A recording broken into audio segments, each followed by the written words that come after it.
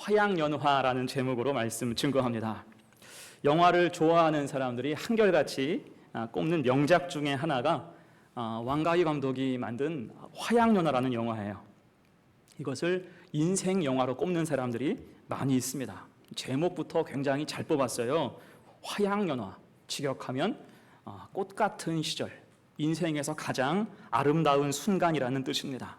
자, 그렇다고 이 영화가 굉장히 아름답거나 막 유쾌한 영화는 아니에요. 대신 영화에서 감독이 말하고자 하는 화양연화가 언제일까? 제가 영화를 보고 나서 해석하기로는 마음속에 오래 남아있는 애틋하고 따뜻한 좋은 기억, 순수함 혹은 아쉬움 등등을 표현한 것 같습니다. 자, 그런 의미에서 여러분에게 화양연화, 인생을 살면서 가장 아름다웠던 시절은 언제입니까? 다들 할 말이 많을 거예요.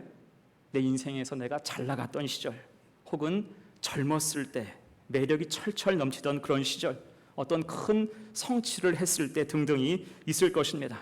하지만 오늘 본문 말씀은 우리가 진짜 기억하고 붙잡아야 되는 화양연화, 가장 아름다운 순간을 노래하고 있어요. 그것이 무엇일까? 두 가지로 생각을 해봅니다. 첫 번째, 하나님을 사모함으로 예배할 때예요. 하나님을 사모함으로 예배할 때가 내 인생의 화양연화이다. 1절 2절 봅니다. 만군의 여호와여, 주의 장막이 어찌 그리 사랑스러운지요. 내 영혼이 여호와의 궁정을 사모하여 쇠약함이요, 내 마음과 육체가 살아계신 하나님께 부르짖나이다. 아멘. 자, 이 말씀에서는 주의 장막, 곧 성전에 대한 사모함이 온통 가득하죠.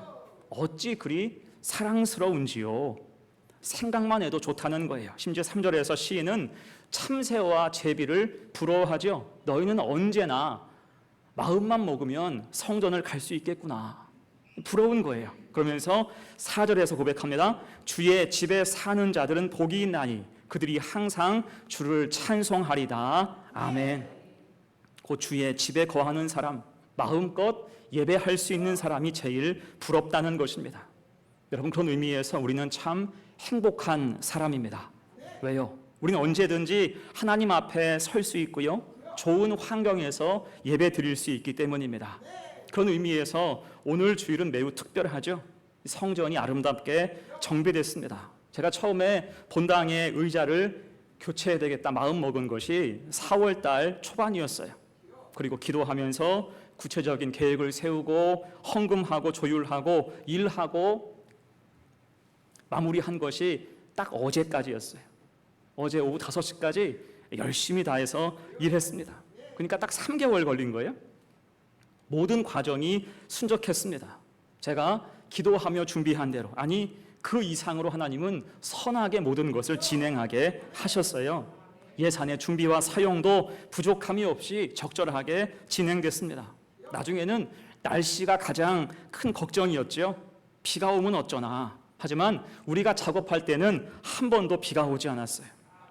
애초에 일기예보를 고려하지 않았죠. 적어도 2주, 3주 전에 예약했으니 그때 예약하는 게 일기예보와 무슨 상관이 있겠습니까? 다만 하나님께 맡기고 기도할 밖에요. 그랬을 때 중요한 작업이 있는 날 4번 모두 비가 오지 않았어요.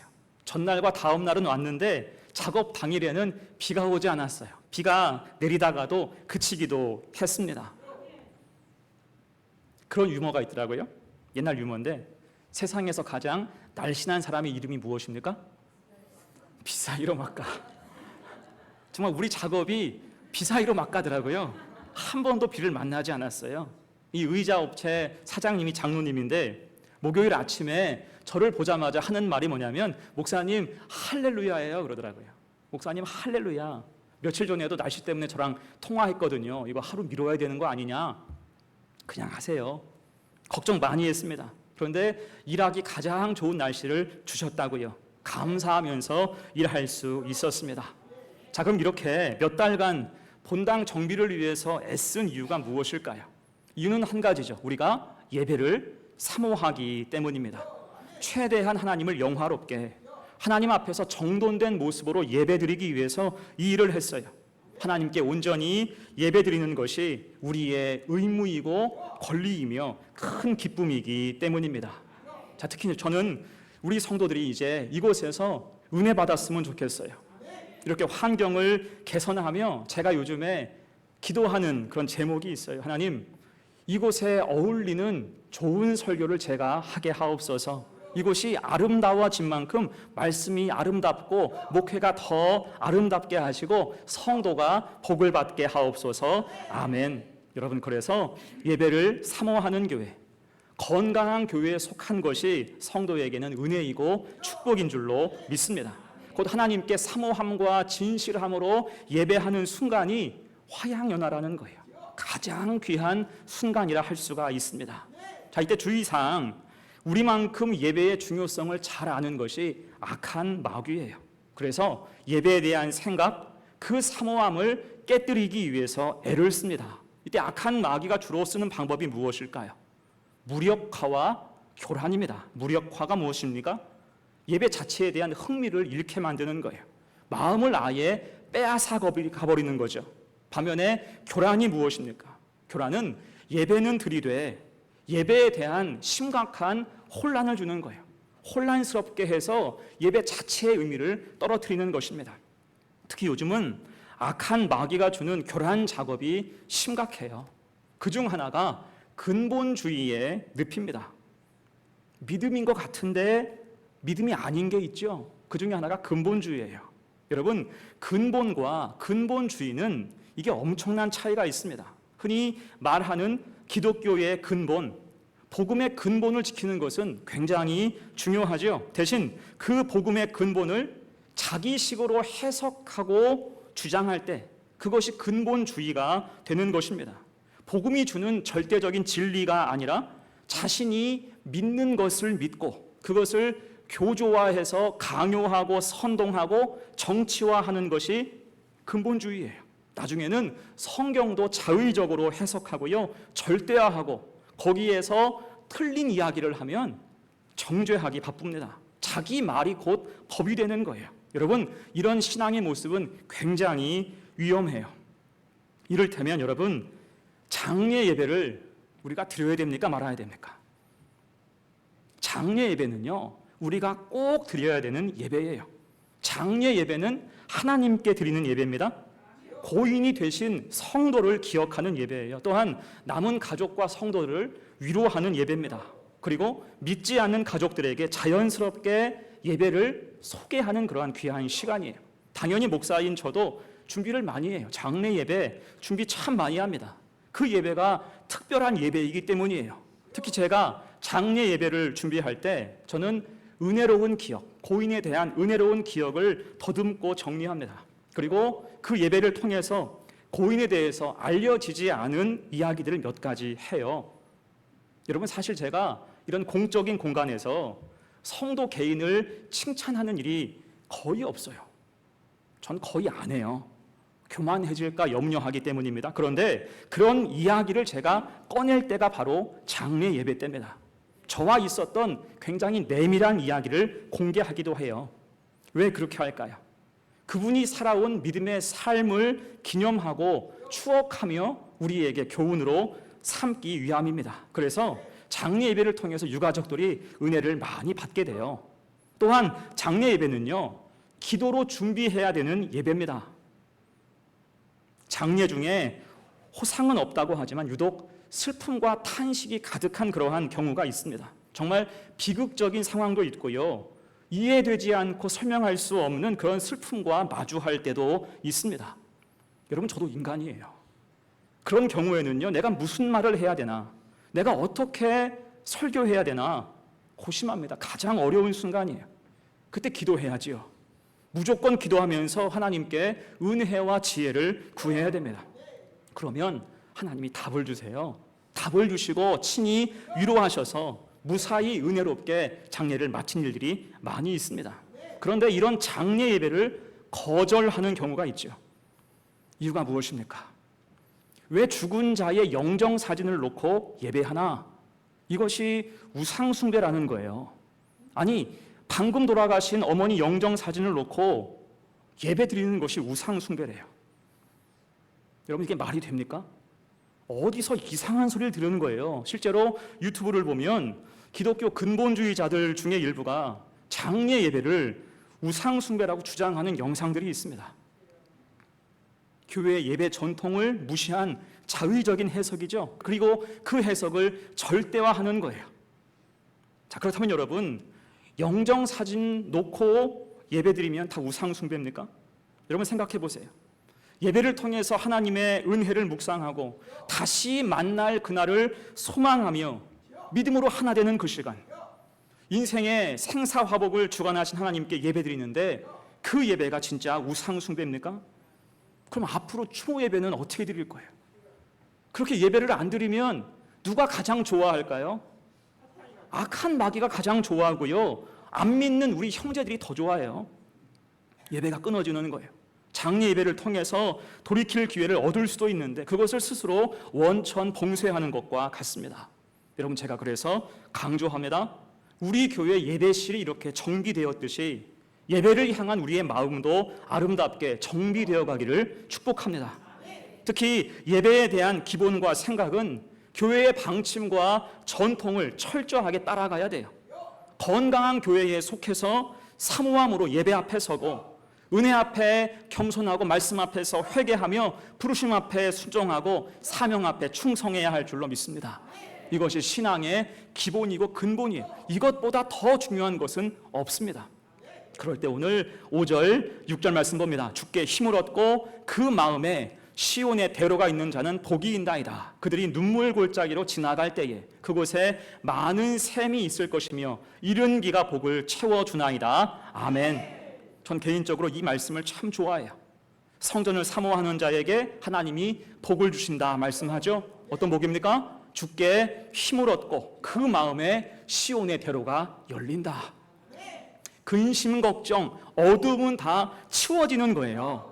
눈물 골짜기를 지나가고 은혜의 샘을 발견할 수가 있다는 것입니다. 이것이 하나님 약속인 줄로 믿습니다. 오늘 말씀 요절 시편 107편 9절 말씀 주보에 있습니다. 같이 읽어요. 시작. 그가 사모하는 영혼에게 만족을 주시며 줄인 영혼에게 좋은 것으로 채워주심이로다. 아멘. 사모하는 영혼에게 만족을 주시고 줄인 영혼에게 좋은 것으로 채워주신다. 그런 마음 가지고 드리는 예배, 곧 우리가 사모함으로 드리는 예배가 우리 인생에서 가장 아름다운 순간 화양연화가 되는 것입니다. 이를 잘 기억하고 바른 믿음으로 꿋꿋하게 믿음의 길로 나아가는 우리 성도들 다 되시기를 간절히 축원합니다. 아멘. 두 번째예요. 우리가 붙잡아야 되는 화양연화 두 번째, 믿음으로 사는 삶입니다. 믿음으로 살아가는 삶. 9절 보세요. 우리 방패이신 하나님이여 주께서 기름 부으신 자의 얼굴을 살펴보옵소서. 아멘. 자, 지금 시인은 하나님을 방패로 묘사하고 있어요. 여러분, 방패가 무엇입니까? 방패는 적의 공격으로부터 우리의 몸을 보호하는 그러한 방어 도구예요. 그리고 방패의 영적인 의미는 믿음이죠.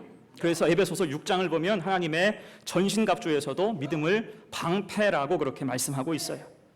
그 믿음이 있는 사람들에게는 하나님이 친히 지키시고 도우시는 은혜가 있다.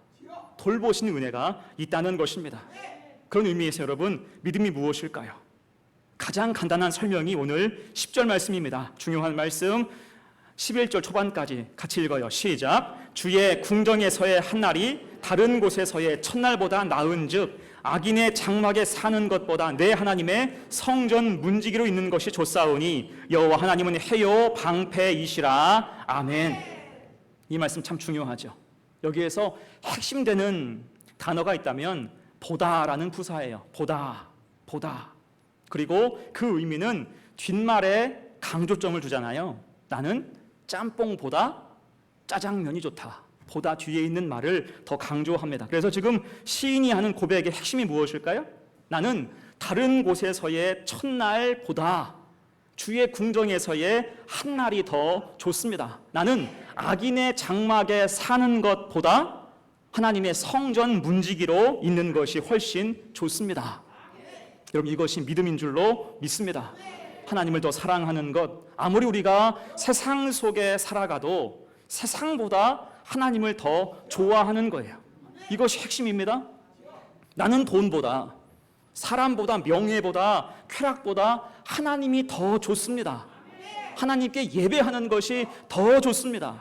이것이 성도가 가질 믿음의 상식임을 기억하시길 바랍니다. 약 2주 전에 에어컨을 설치할 때 재밌는 일이 있었어요. 옆에 땅 주인 할아버지가 우리 교회 앞마당에 오셨어요. 마침 제가 그 근처에 있어서 가서 인사를 드렸는데, 제가 오다 가다 꾸벅 인사한 적은 있었지만 가서 말 걸기는 처음이었어요. 정중하게 인사를 하고 제 소개를 했는데 그분 이제 연세가 많으셔서 귀가 좀 많이 어두우신 모양입니다. 아무튼 건강하신지를 묻고 어떤 일로 교회 앞마당에 오셨냐 물었어요. 그랬더니 우리 교회 앞마당에 심은 여러 가지 나무들, 그것들이 잘 자라서 교회 안쪽으로 가지가 넘어와서 그것을 치러 오셨대요. 가지치기 하러 오셨대요. 경우가 좀 있는 분이죠. 그래서 제가 말 나온 김에 보기 안 좋고 벌레도 많이 생기고 가을에는 송충이가 교회 쪽으로 계속 넘어오니까 제초를 좀 해주십시오. 정중히 부탁을 했어요.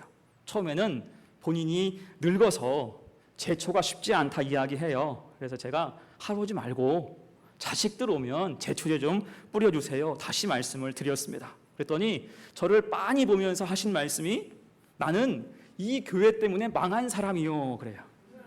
나는 이 교회 때문에 망한 사람이요. 제초할 생각이 없소라고 딱 잘라서 말하는 거예요. 제가 그래서 이유를 물었어요. 왜 교회 때문에 망했습니까? 그러니까 이렇게 말합니다. 교회 옆으로 아파트가 들어오는데 교회가 땅을 팔았으면 우리도 땅을 같이 팔 수 있었는데 교회가 거절해서 나도 못 팔게 되었으니 손해가 이만저만 아니요.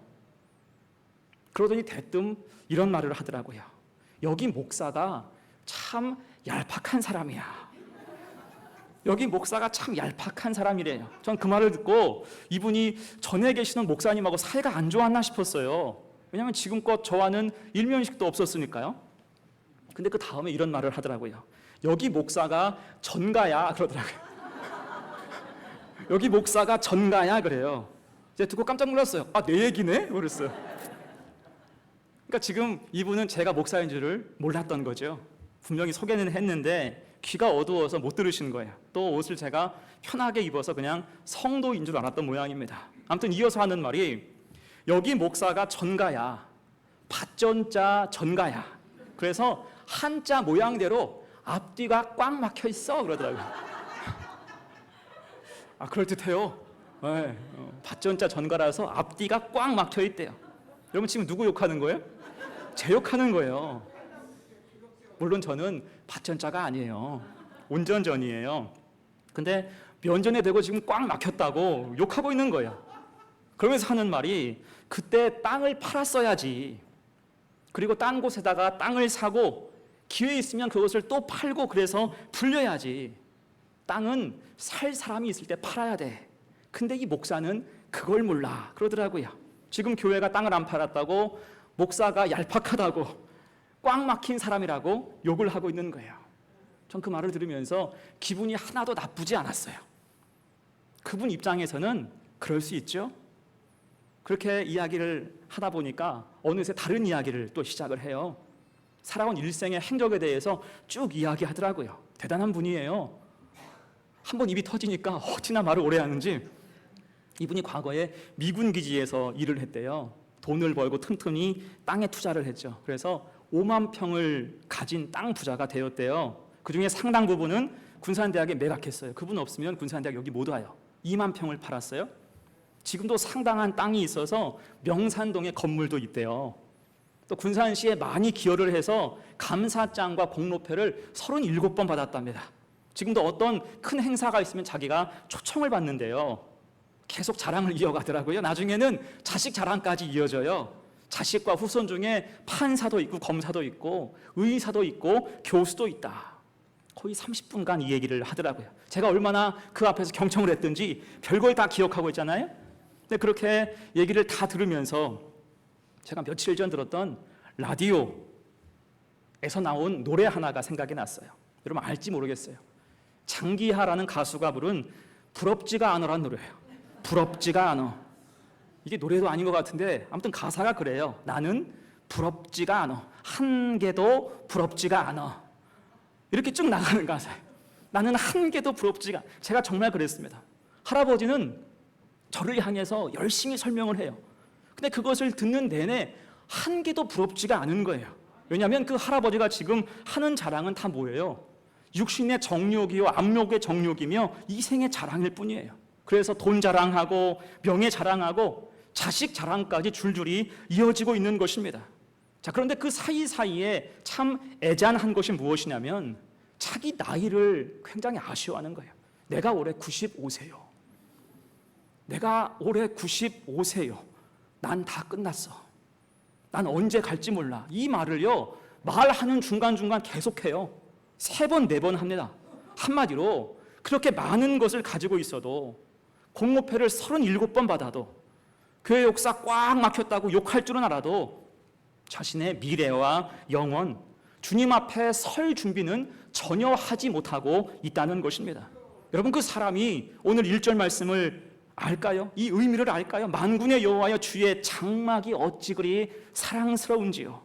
이 뜻을 알까요? 그가 10절 말씀의 의미를 알까요? 주의 궁정에서의 한 날이 다른 곳에서의 첫날보다 나은즉 악인의 장막에 사는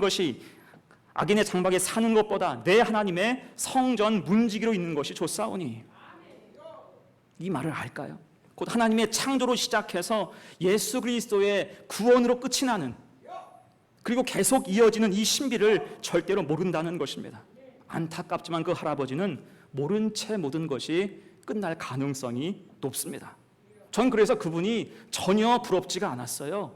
한 개도 부럽지가 않았습니다. 대신 믿음 가지고 사는 우리에게 오늘 하나님은 중요한 약속을 하세요. 11절 말씀 같이 읽습니다. 시작. 여호와 하나님은 해요 방패이시라. 여호와께서 은혜와 영화를 주시며 정직하게 행하는 자에게 좋은 것을 아끼지 아니하실 것임이니이다. 아멘.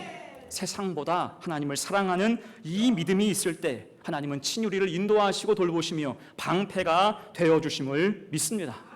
곧 우리 인생의 화양연화가 언제입니까? 세상 그 무엇이 아닌 우리가 믿음 가지고 살 때예요.